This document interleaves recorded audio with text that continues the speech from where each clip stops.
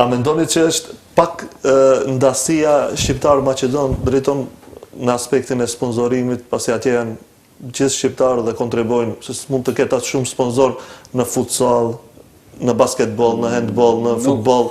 Nuk besoj. Këtu më tepër është puna e vetë rregullimit të qeverisë, të Ministrisë të Financave, të ekonomisë, apo cila është përkatëse, që duhet të bjen një ligj ku kishte qenë më parë, unë se kam ditë, nuk kam njoftë atë. Me voucherët? Jo me voucherat, jo. A më herë? Voucheri është gjë që funksionon ende, më duket. Mirë, po është çdo kompani e vogël apo e madhe apo e mesme pa marrë parasysh, në fund duhet paguhen tatim fitim shtetit. Mirë, po shteti në Kosovë ka mundësuar që prej tatimit në fitim 30% t'i danë për klubet sportive. Që kemi fabrikat mëdha, kemi kompani të mesme që fitojnë, të thotë, shumat mira, që nëse 10 kompani bëjnë të tilla dhe 30% ju mundson prej tatimit fitim shteti, që mos t'i merr shteti, po t'jap një klubi, atëherë këtu gjëra do të rregullohen më tepër.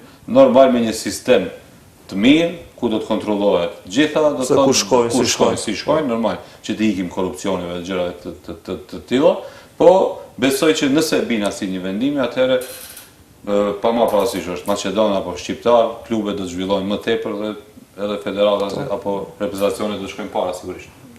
Duhet të rregullohet kjo. Besojmë që sa më shpejt. Po duhet të rregullohet sepse ka, ajo që thotë ti, ka në momente të caktuara ka ndasi shqiptar-Maqedon, nuk mund të ikim, kësaj duhet ta themi publikisht, por kur ti me ligj, me shtet e rregullon interesi i kompanisë, ne do vim po rregullu kjo që thotë drejtoni.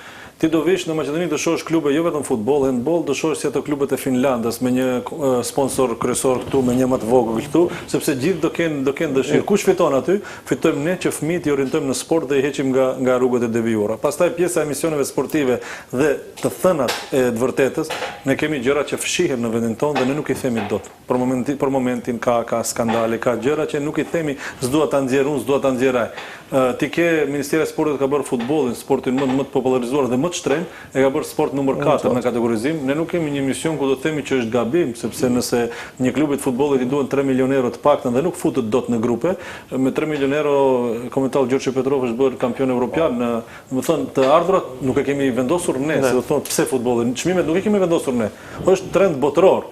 Dhe këto gjëra të gjithë bashkë, ky që sponsorizon, ti që bën emision, televizioni që ta ka mundsuar, federata kështu me radhë, besoj që po të bashkohemi gjithë dhe të flasim, mua nuk më vjen mirë vetëm, unë thash që këto 11 vite që shërbeva federatës, kam bërë këtë, kam bërë, po lavdrohem dhe është mirë thonë Faton, këtu ke gabu dhe ai që do jetë nesër prapa me këtë mos e bën si Fatoni, sepse kjo ishte keq dhe vetëm kështu eci përpara, sepse të përkryer nuk është askush dhe çdo ditë e re është një mundësi që ti të përmirësosh të korrigjosh vetveten.